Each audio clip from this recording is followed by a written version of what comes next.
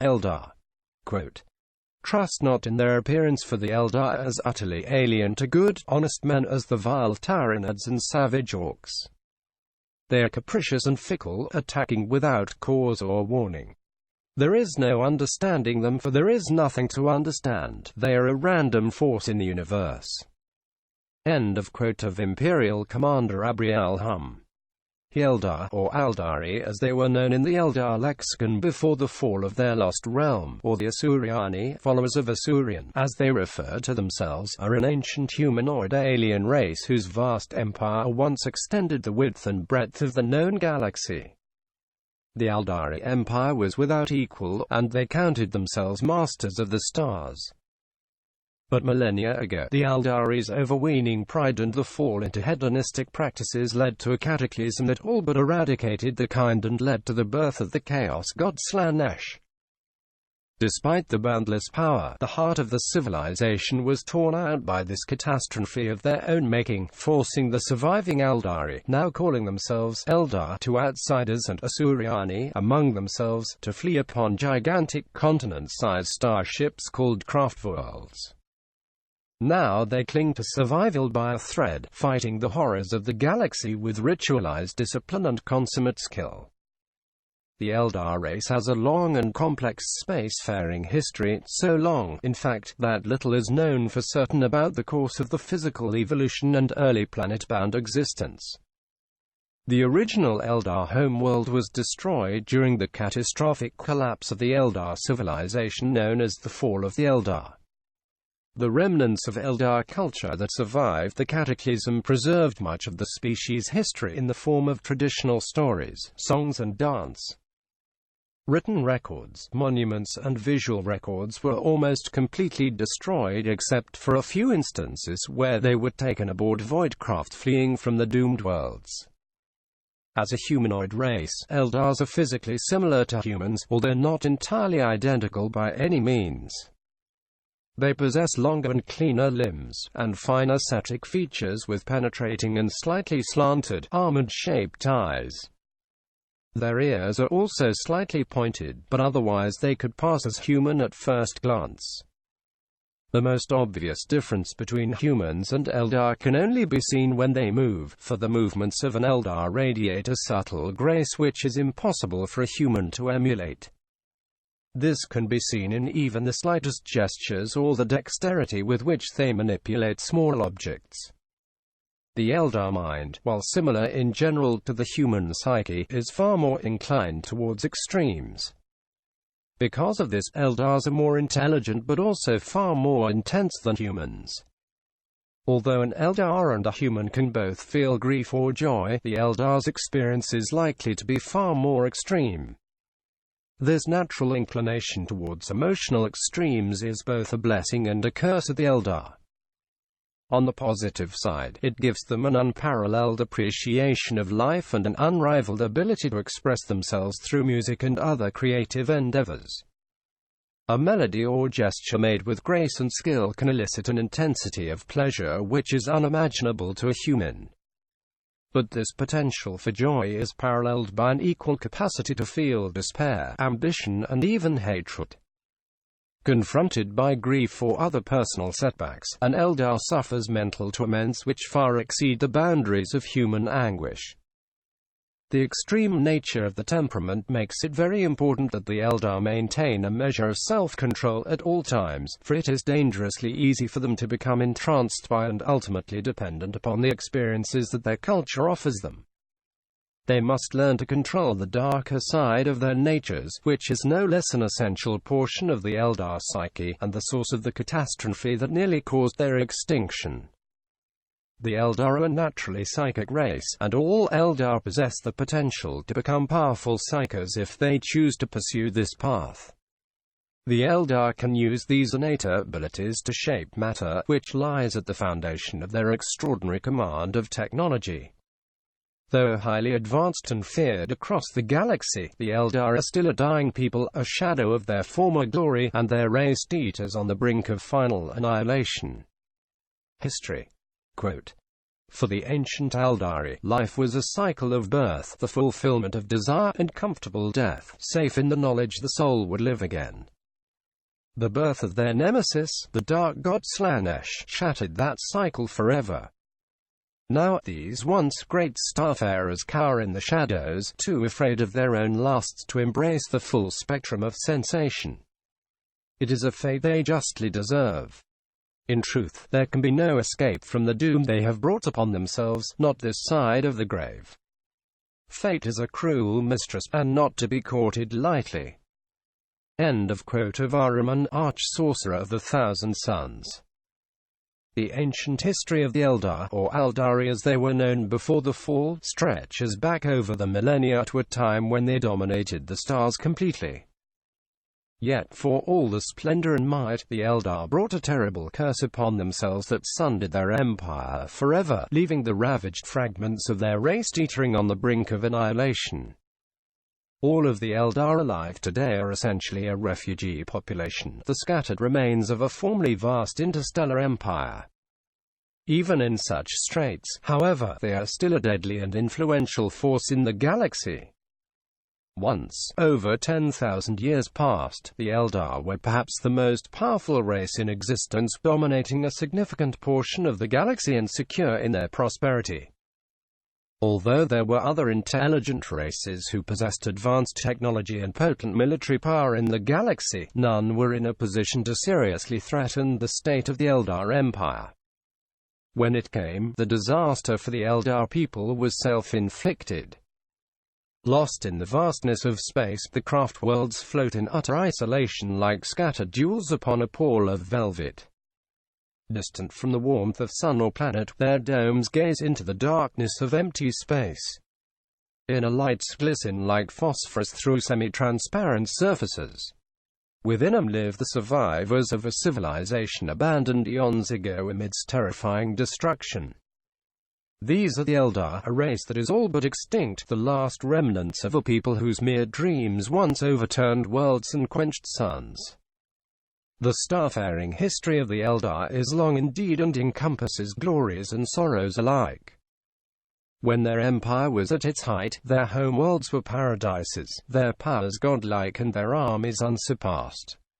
When their empire was at its height, their homeworlds were paradises, their powers godlike and their armies unsurpassed. As the centuries slid past, the status as lords of the galaxy bred an arrogance that led to a cataclysmic end. A proportion of their race survived that dark time by fleeing from disaster upon the great vessels known as Craftworlds. Others settled verdant planets far from the heart of their empire, and still more hid in private realms of their own making. Yet there was no real escape from what was to come. Children of the stars. Over 1 million standard years ago, the Eldar alone ruled the stars as the undisputed masters of their own destiny. Such a position was their right, they thought, and the preeminence was beyond doubt. In many ways, the Eldar had a good reason for such hubris, for no other race had posed a serious threat to their wealth and stability for time immemorial. They were convinced that they no longer had anything to fear from the galaxy at large, and they may have been right, but the real danger came from within. The doom of the Eldar, when it came, took a form far more subtle and dangerous than that of an alien invasion. At that point in Eldar's history, nothing was beyond their reach and nothing was forbidden. At that point in Eldar's history, nothing was beyond their reach and nothing was forbidden. The ancient race continued the glorious existence, unaware or unwilling to acknowledge the dark fate that awaited them. They plied the stars at will, experiencing the wonders of the galaxy and immersing themselves completely in the endless sensations that it offered them. Such was the technological mastery of the Eldar that worlds were created specifically for their pleasure and stars lived or died at their whim. On hundreds of idyllic planets seeded across the stars, the Eldar pursued their inclinations as they willed, indulging every dream and investigating every curiosity. They mastered the labyrinth dimension of the webway, expanded their realms into the furthest corners of reality, and learned much about the universe that has since been forgotten. When the spirits eventually left their mortal bodies, they dissolved peacefully back into the ether to be reborn again, for the warp did not thirst for Eldar souls then as it does today. There were, of course, many wars. Even when the galaxy was young, there were upstart races seeking to gouge out petty empires of their own, and the Eldar waged wars against the sprawling Necron dynasties that ravaged dozens of star systems and cost trillions of lives. Most of these conflicts, though, were so short-lived that the ease of their victory left the Eldar ever more sure of their ascendancy. Even the greatest of all their wars, known in the mythic cycles of the Craftworlds as the War in Heaven, did not humble them. In their hearts, the Eldar reigned supreme, and no other power could end the dominance. Descent into decadence. Quote, "Find pleasure in every moment, indulge in every whim. Let lesser races feel the burden of their crude lives. We are beyond such concerns or worries. Every power is ours to use, every sensation ours to experience. We are truly masters of the galaxy, and all others exist only to satisfy our curiosities. We have earned our position of power. Let us forever taste the fruits of such achievement. Time itself is ours to command. We are eternal." End of quote. Of translated Eldar glyphs found amidst the ruins of the Shrine of Celestial Grandeur. The catalyst that brought about the Eldar race's fall came from the very depths of the Eldar's collective psyche, the innate need to fuel the passions and indulge in every extreme. The Eldar had long outgrown the need for labor or manual agriculture. The society provided all that was required without individual effort, leaving long Terran centuries for the Eldar to spend sating their every desire. Fueled by an inexhaustible curiosity, many gave way to their most hedonistic impulses. Exotic cults sprang up across the Eldar domains that eclipsed the noble pursuits of Eld, each dedicated to esoteric knowledge or sensual excess. The core of the Eldar race began to look inwards, inexorably seeking new ways to explore the full range of emotion and sensation. With no need to perform substantial work or labor, the Eldar began to pursue their curiosities and desires with all the dedication that only the species could muster. In the later days of Eldar civilization, cults devoted to exotic knowledge, physical pleasures, and ever more outrageous forms of entertainment sprang up. It did not take long for many of the Eldar to pursue a darker path to achieve instant fulfillment as they came to revel in unbridled hedonism and violence. Such behavior was perilously decadent and, in the end, corrosive to the soul of the race. The pursuit of excess gradually became a blight upon the whole society. Many of the Eldar grew uneasy with the actions of their comrades, and the wisest of the seers warned that this path could lead only to evil and suffering for the entire species. As the cults gained a tighter hold over the society, the Eldar became increasingly divided. Those who saw the foulness that corrupted the people for what it was became known as Exodites, fleeing to found colony worlds on the fringes of the Eldar Empire. Those who saw the foulness that corrupted the people for what it was became known as Exodites, fleeing to found colony worlds on the fringes of the Eldar Empire. As the civilization slid further into anarchy, others repented of their ways and left the central worlds of their empire to settle in the outlying regions of the galaxy, where they built great world ships called Craftworlds. Other Eldar stayed on the home worlds to try and alter the path their race had taken. Most continued to glut themselves on the pursuits of the depraved. The heartfelt sorrow of those left who mourned the loss of innocence eventually turned to bitterness and spite. In time, brother fought brother, and sadistic killers stalked the shadows in search of victims for their vile lusts. No life was spared in the pursuit of pleasures both murderous and perverse. A sickness of vice overtook the Eldar race, and blood flowed through the streets amidst the bestial roar of the crowd.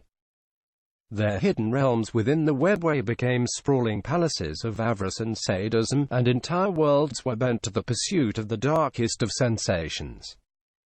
As the moral corruption of the Eldar race tightened its stranglehold, echoes of ecstasy and agony began to ripple through time and space.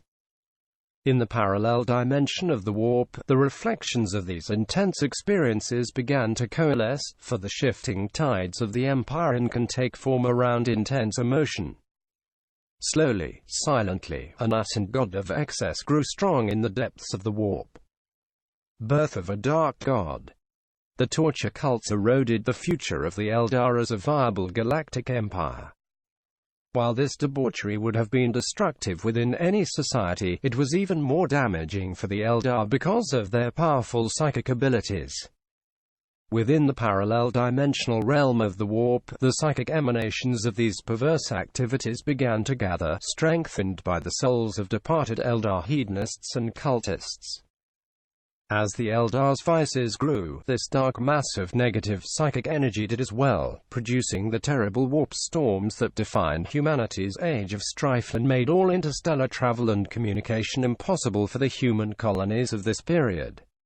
As the Eldar's vices grew, this dark mass of negative psychic energy did as well, producing the terrible warp storms that defined humanity's age of strife and made all interstellar travel and communication impossible for the human colonies of this period. What an unimaginably foul and sickening thing it was that the Eldar unknowingly raised in the warp. It was a dire shadow of themselves, of what they had become, of nobility and pride brought low by perversity and shamelessness. Worlds burned as the Eldar slew and laughed and feasted upon the corpses of the dead. Slowly, the great enemy stirred towards wakefulness. Too late, the Eldar realized that they had created a god in their own image, a god grown immense and potent by suckling upon the dark fodder of the Eldar spirit.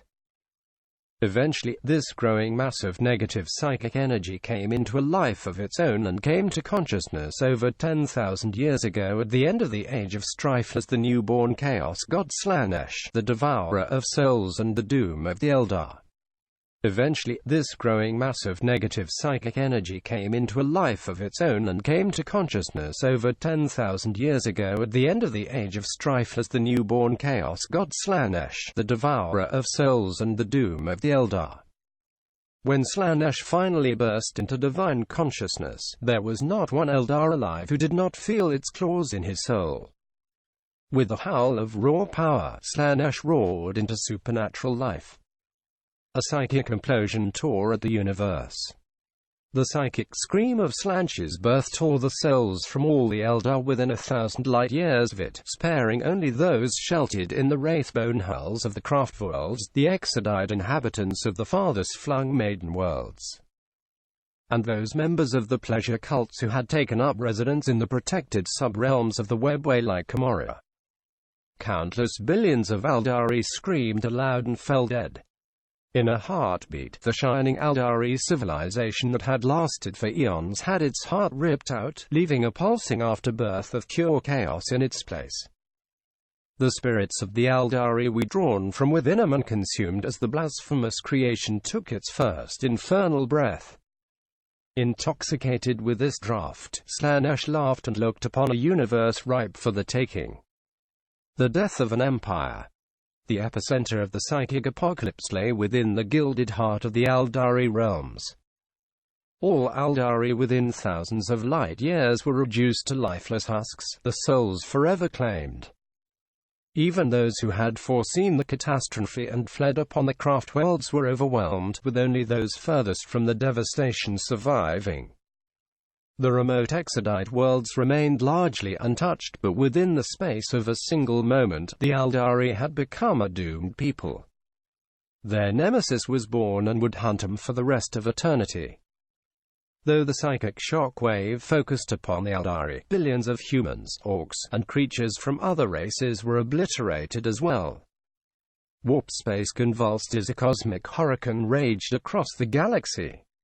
The fabric of reality was torn apart and the warp spilled from the newborn dimensional rift into the material universe, turning hope into despair and paradise into hell. Psykers of all races howled with pain as the people died in storms of blood and madness. The roiling wound in real space spread outward until it completely encompassed the Eldari realms of old. This gaping lesion would come to be known as the Eye of Terror, the largest area in the galaxy where the warp and the material universe overlap until the birth of the Great Rift in 999 M41. Within its reaches, demons bathe in the raw energy of the warp, whilst demon princes and the worshippers of chaos rule over Eldari planets turned into nightmare worlds of fire and darkness. For 10,000 long Terran years before the fall, the warp had been riven with storm and tempest, making it almost impossible for the vessels of the lesser races to travel between the stars. With the birth of Slaanesh, the warp was becalmed, its rage temporarily spent. A new equilibrium was reached as Slaanesh joined the ranks of the Chaos Gods.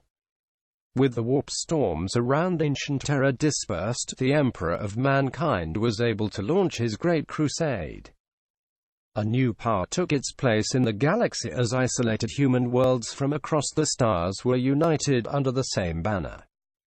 In this way, the fall of the Eldar heralded the rise of the Imperium, and mankind inherited the stars. The fight for survival. In the aftermath of the fall, the Eldar have faced a long and painful decline. On far-flung planets teeming with natural life, the Exodites have carved themselves a survivalist niche. Savage primal places where everyday life was hard, these realms helped the Exodites to remain focused on the ascetic lifestyle they had chosen. At first, many of their number fought and died against dangerous aliens such as the green-skinned orcs and even the soldiers of the nascent Imperium, but many others survived, reaching equilibrium and living in harmony with their adopted worlds. In the darkness of space, the remnants of the Eldar Empire cling on to what was left of their once mighty culture, preserving the art and architecture of their people within the Craftworlds and passing their ancient history from generation to generation via song, dance and the recital of myths and parables. Aboard the continent-sized vessels, these fragments of the Eldar race sail the sea of stars, always seeking to stay one step ahead of she who thirsts and to somehow survive in a galaxy more hostile than ever. Cloistered deep within the hidden city realms of the Webway, those survivors who concealed themselves in their palaces of depravity still revel in the debauched lifestyle that led to the fall. In that twilight realm between the material universe and the warp, the Dark Eldar mock and jeer those ravaged by the downfall of their race. Even though they would never admit it, they know in their hearts that, try as they might to allay the fate, Slaanesh will claim them in the end. The slow decline into powerlessness is what the Dark Eldar fear most of all, for in birthing Slaanesh from the endless tides of the warp, the Eldar have created the greatest enemy. Slaanesh, in its star awakening, has developed a taste for the souls of the Eldar. Where before, when an Eldar died, they would pass peacefully into the warp in order to be reborn, now they face eternal torment, for Slaanesh has a perverse and twisted appetite that can never be sated. Unless extraordinary measures have been taken to prevent it, whenever an Eldar dies, Slaanesh will be waiting on the other side to consume him. She who thirsts will not rest until it has claimed every Eldar soul in the galaxy. The Eldar are doomed, and they know it well. The time of ending. As if the unnatural hunger of a voracious and sinister god was not a dire enough threat, the Eldar must also contend with a galaxy no longer theirs. In the bloody wake of the fall, the race of mankind has grown to preeminence. The Imperium has ascended, conquering much of the galaxy in the name of the corpse god it calls Emperor. The Eldar, whose maturation patterns span nearly a century, cannot compete in numbers with a race whose generations multiply with the frantic pace of vermin. Raw manpower is the Imperium's greatest strength, but also its weakness. The teeming armies of mankind, carving up the galaxy with the enthusiasm of a demented butcher, have swept aside many dangers whilst stamping their mark upon the stars. In the process, they have awoken many more. Now, more than ever, the gods of chaos find the galaxy ripe for conquest, for weak-willed humans make easy playthings, and they're truly without number. The Eldar see in humanity their own failings and fear the bitter destiny that they will reap, for the race of man unknowingly feeds the dark gods with the constant wars and the rich fodder of emotion that results. The Orc race has spread across the galaxy from end to end, fighting with insane vigor purely for the sake of violence itself. The Greenskin race has become so prolific that many Eldar seers believe it has reached critical mass, their numbers too large for even the most protracted cult to have any real effect. Should the Orc hordes unite their efforts, all the artifice and cunning of the Eldar would not be enough to stop him from drowning the galaxy in blood. As the 41st millennium draws to a close, new foes and old emerge in force, foremost amongst them, the invasion fleets of the Tyranids. As hostile and inimical to life as a plague made flesh, the hive mind has crossed the interstellar void purely to feed. Each Craftworld and Exodite planet represents a bounty of biomass the hive fleets covet greatly. They will expend billions of weapon beasts in order to devour Eldar realms, fashioning ever deadlier creatures from the remains of their foes. However, at least the Tyranids are confined to the fringes of the galaxy. Not so the Eldar's oldest enemies. From the tombs the dread Necrons awake, nigh mortal foes from before the fall, their lords eager to renew the timeless war against the Eldar race. For those Eldar who yet survive, war is their only hope. Their foes, both new and old, lack the technology, wisdom, and skill of the children of the stars. In numbers alone are their enemies insurmountable. Even when staring extinction in the face, the Eldar will not flee nor yield. They are a proud race, determined that the flame of the Craftworlds blaze brightly once more rather than flicker and die out. The Doom of the Eldar. The once glorious history of the Eldar is preserved only in myth. Most of the truths of ages past have long been lost. In the millennia since the fall, the Craftworld Eldar have been locked in an endless struggle to survive, and they have no choice but to fight with every weapon at their disposal. An empire ascendant, approximately from 15th to 20th millennium, the Eldar Empire reaches its zenith in terms of territory acquired and cultural and technological achievement. The Eldar of this age refer to themselves as the Aeldari. Darkness rising, approximately from 18th to 30th millennium, throughout the Eldar civilization, a profound degradation in moral discipline sets in. Over the Terran millennia, there is a gradual slide into sensual excess. With the rise of the cults of pleasure, the worship of the Eldar gods declines. Slowly, the foundations of the once great empire start to crumble. As the Eldari's quest for excess crosses the line into outright evil, a perverse new god begins to form in the warp. The Hidden Kin. Approximately from 18th to 20th millennium, the Eldari cults of pleasure slowly take over the lawless port cities of the Webway. Many of the leaders of the Eldar Empire are among them. The largest and most influential, Camorra, becomes synonymous with vice. The forefathers of the Dark Eldar born.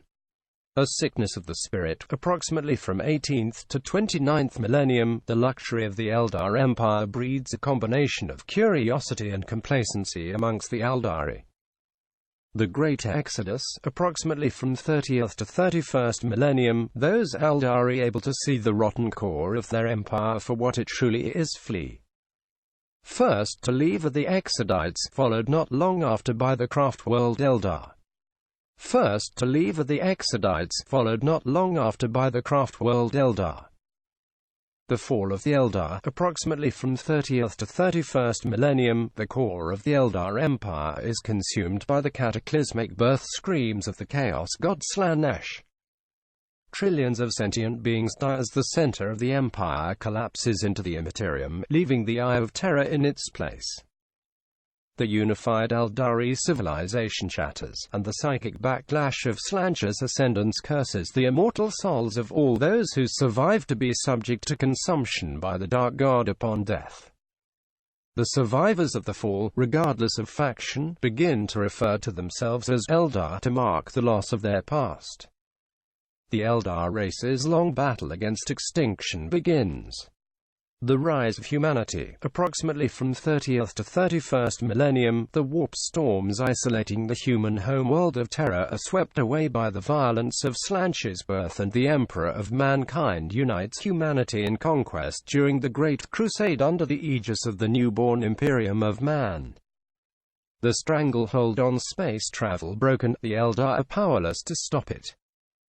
The Pride of the Phoenix, approximately 31st millennium, Farseer Eldrad Ulthran of Craftworld Ulthway contrives a parley with Fulgrim, the Primarch of the Emperor's Children Legion, to warn him of the tendrils of chaos already corrupting the Legionnaires Astartes. Tragically, the Eldar's warnings fall upon deaf ears. They remain largely uninvolved in the great slaughter of the Horus heresy that ensues. The shattering of Lugnath in the 764th year of the 34th millennium, the Emperor's Children Traitor Legion ravages Craftworld Lugnath in Slaanesh's name, killing thousands of Eldar before the hedonistic Chaos Space Marines are repelled. The Ghoul Star Supernova in the 818th year of the 35th millennium. The Ghostly Harvest in the 334th year of the 36th millennium, 12 Alitok Wraith Knights plunder wastelands from the ruins of Belial IV. The cavorting demon hosts of the Crone world in the Hour of Terror attack in force, but the Eldar are able to forge a path back to their webway portal and escape unharmed. War in the Webway in the 514th year of the 38th millennium, the Craftworld Eldar of Ulthway and the Dark Eldar Jade Knife Cabal of Camorra battle for dominance within the shattered spars of the Webway.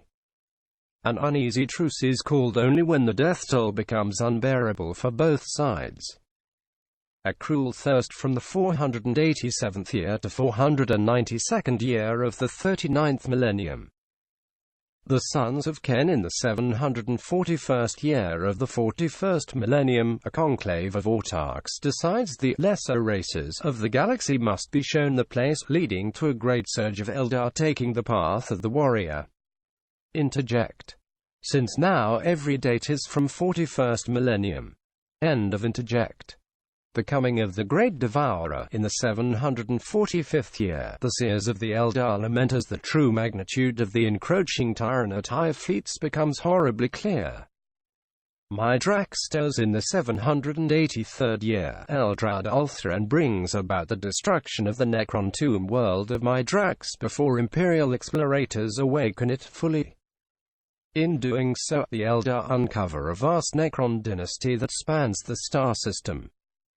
The death of Nasus Prime in the 786th year, Autarch Zephyrblades warhost sweeps down upon the imperial world of Nasus Prime, outmaneuvering its lumbering human armies at every turn.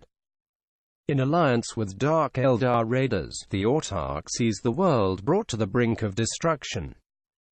The Hounds of Khorne in the 794th year, Kalek the Wanderer, a famed Eldar explorer, breaches a sealed runic portal, only to find it leads to Khorne's realm.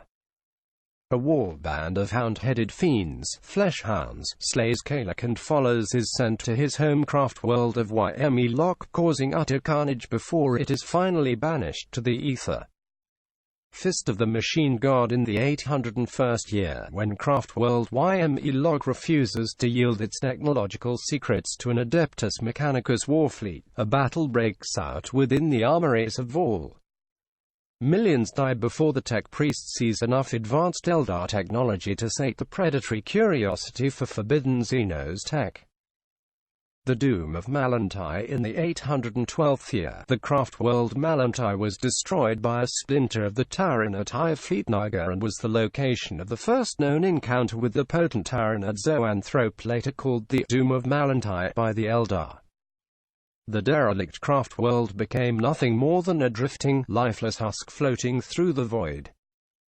In the year 994, Craftworld Yandan came to Mallon Tie to see if its people could find anything of use to help with repairs of their home after their recent battle with Hive Fleet Kraken, but instead, they found the abandoned Craftworld swarming with vile orcs.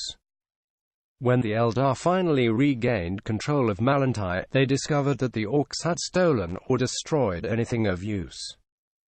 With heavy hearts, they altered the abandoned Craftworlds course towards the nearest sun and headed home.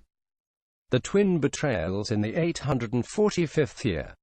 The perfect war in the 891st year. Upon the sludge planet of Yuk, an army of orcs is engaged and destroyed by Craftworld Iyanden without Eldar loss. The pinpoint precision of the Eldar assault prevents the Yukoid Wog and saves a virgin Eldar colony from destruction. Scorpion Sting in the 928th year. Carandra's duels his predecessor as Phoenix Lord of the Striking Scorpions Aspect Warriors, ARHRA, the father of Scorpions, in the ruins of the lost Craftworld of Xandros. Roar of the Beast in the 941st year. Whilst preventing a Wog that would have strayed into the path of Craftworld Idrai, Eldrad Ulthrin of Ulthway raises the Orc warlord Garzfal Thraka to prominence, capsizing a huge swathe of the Imperium in the process. Time of ending in the 991st year. The Eldar mystic Hysadurus the Anchorite proclaims the end times to have begun. After lengthy meditation alongside Eldrad Ulthrin of Ulthway, he preaches to the high seers of that Craftworld that the Eldar's only hope of survival lies with the awakening of Inad, the nascent Eldar god of the dead. The doom of Iyanden in the 992nd year. Craftworld Iyanden is locked in a death struggle against Hive Fleet Kraken. As the Craftworld teeters on the brink, the infamous Eldar Corsair Prince Ariel rallies the desperate defenders and slays the monstrous Hive Tyrant leading the invasion, saving his people. Sanctity breached in the 998th year. At great cost, the Eldar defend the sacred Black Library in the webway from the Chaos Sorcerer Ahriman of the Thousand Suns traitor legion who seeks to claim its vast knowledge of chaos for himself. The Bayeux Purge in the 778th part of the 999 year, using the Dark Eldar device known as the Fireheart that was capable of destroying the core of a planet. Craftworlds Bealtan and Iyanden unite in an uneasy alliance with the Dark Kin of Camorra in the incineration of Duriel and dozens of Imperial and Orc-held worlds within the Octrius system. Craftworlds Bealtan and Iyanden unite in an uneasy alliance with the Dark Kin of Camorra in the incineration of Duriel and dozens of Imperial and Orc-held worlds within the Octrius system. In doing so, they deny Hive Fleet Leviathan precious biomass and bring about the destruction of one of its tendrils. Chaos Ascendant in the 999 year. Abaddon the Despoiler, the War Master of Chaos, launches the greatest invasion of real space ever seen, his 13th Black Crusade. Ulthway has waited long for this moment and leads the Craftworlds to war. The Eldar cause horrific damage to the Chaos Space Marine traitor legions on dozens of worlds, suffering untenable casualties in the turn as the minions of the great enemy fight back. The death toll rises ever higher, with no end in sight. Rise of the Phoenix in the same year. The Eldar Phoenix Lords gathers together for the first time in millennia. The awakening of Inad in the same year. Inad, the Eldar god of the dead, awakens within the warp due to the actions of the Farseer Eldrad Ulthrin on the crystal moon of Coheria at the Battle of Port Dominus and chooses Yvraine, the daughter of Shades, a child of both the Craftworlds and Camorra, as his priestess and prophet. She founds a new Eldar faction, the Inari, the Reborn, and for the first time since the fall unites members of all the Eldar cultures under one banner. She calls on the Eldar to revive the legacy of the Aeldari and even to re-adopt the ancient name of the race for their own. For the first time in 10,000 Terran years, the Eldar dare to hope that the future offers more than extinction.